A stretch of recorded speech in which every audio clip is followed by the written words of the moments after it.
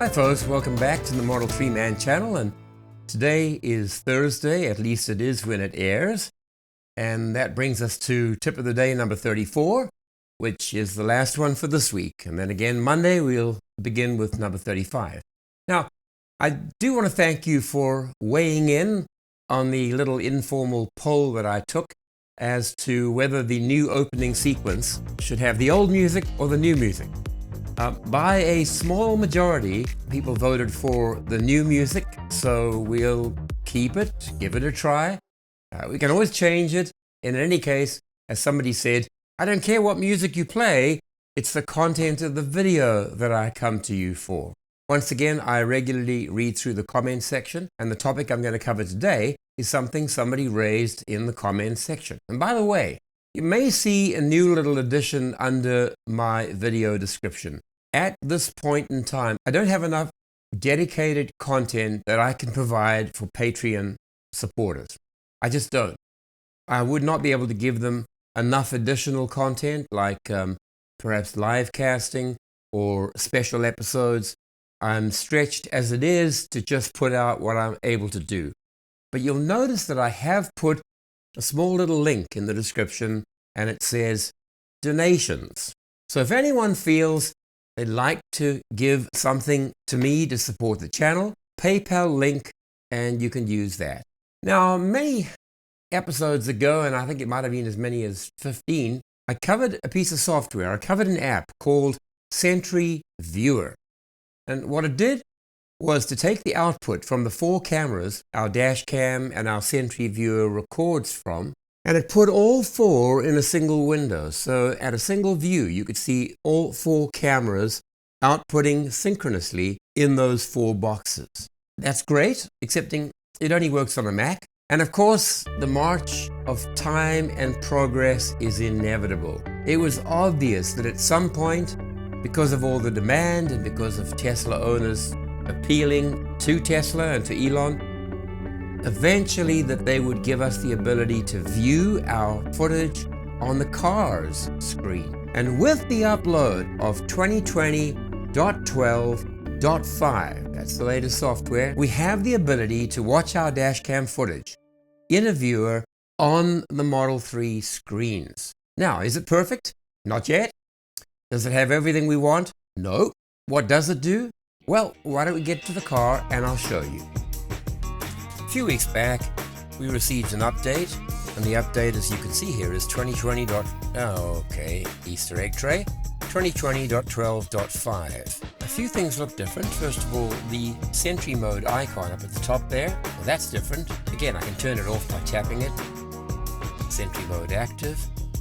And then there's the Dashcam icon, but we'll come to that. Let's go back into the release notes. The big one was this one, the Dashcam Viewer. We've been asking for what seems like months now, and Elon has delivered. 2 other things that came with it: visualization improvements. It now sees traffic cones. In fact, anything orange or red, whether it be a thin pole or a cone or a bin, is now displayed as a red traffic cone. And then, out of order supercharger stalls. If you happen to be heading toward one where some stalls are out of order, nice to know which ones, and nice to know that they're there so that you don't waste time. Dashcam Viewer is the big one. This allows us to look at the clips that have been saved through either the Dashcam or through Sentry mode, and they've been saved onto your flash drive or your SSD drive. We used to have to take them inside. I did an episode a little while ago that had you take your flash drive out, go inside, stick it on the computer. Now no longer required. So let's close this and let's go and tap on save the last 10 minutes of footage or launch the viewer. It defaults to playing the last recorded dashcam footage or Sentry mode, but let's go into the menu.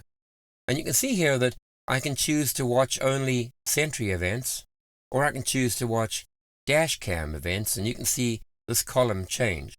Sentry, dashcam. What if we go up and we look at, well, look at the scroll bar, look at the thumb bar there, and you can see just how many I have. Let's pick one, like there. And this is at the Westview Center Westview Dental Clinic is somewhere in there. Let's look at all the cameras. So front camera, that's what we're watching. Rear camera, that's the extreme fisheye. The rear camera is of necessity very fisheye in effect, meaning it captures a wider angle of view, field of view. Front is more normal, which obviously we like. Left camera, we're seeing the left side of the car, the rear. And the right camera, we're seeing the other side. So there are the stores, there are the cars, there's the full-on back view, and there's the front view. Never-ending traffic going in and out of the parking lot. Well, we drop this down again. I don't know where that one is, but let's take a look. So we're looking at the front right now. I can look at the rear, looking at the left. Oh, there is no left. I find that sometimes the cameras do kind of trip out and go to the right, we see stuff, but there isn't a left. Well, that's interesting. How about let's look at some dash cam footage, which in general would be footage as you are traveling. Pick that. Front of camera, looking up our road. Rear of camera, looking back to the intersection. So let's go back into a night setting. There we go. So it appears to look a little bit overly dark, but you can always bring the footage into a video editing program and you can improve it. I'd rather have underexposed video than overexposed. Generally can never recover from overexposure, but if it's too dark, you can just brighten the whole scene. There's the left edge of the car, right edge, front, and rear. It's pretty impressive. It's a very intuitive way that they've put each of the cameras in a different corner, and you can just jump onto them and flip between the ones that you want to see. The Sentry Viewer that I demonstrated a few weeks back puts all four of them in one window, and perhaps that's a feature that Tesla will add later on. So for example, here is the scroll bar. So I can start it there. I can also move forward and jump to that position. Let's do the front, shall we? Nasty traffic, but you can position the playhead wherever you want. I like that. You also have a trash can. If you wanted to throw it away, you can just tap it. I do expect that it would get frustrating if you wanted to delete them all, doing it one at a time. Let's see if there's any way that we can go to the clip and slide it. Nope, nope, tap it. That just brings up the clip onto the viewer, and you can see front, back, left, and right. The quality's not bad. I'm looking at the side cameras, and the resolution appears to be pretty good. Obviously, we look at the rear camera, and you've got a lot of that fisheye global effect. In order to get a wider field of view, go to any of these here. Ah, that's interesting. So that's very clear, but it often has artifacts. Artifacts are when you get pixelation and things get thrown up on the screen.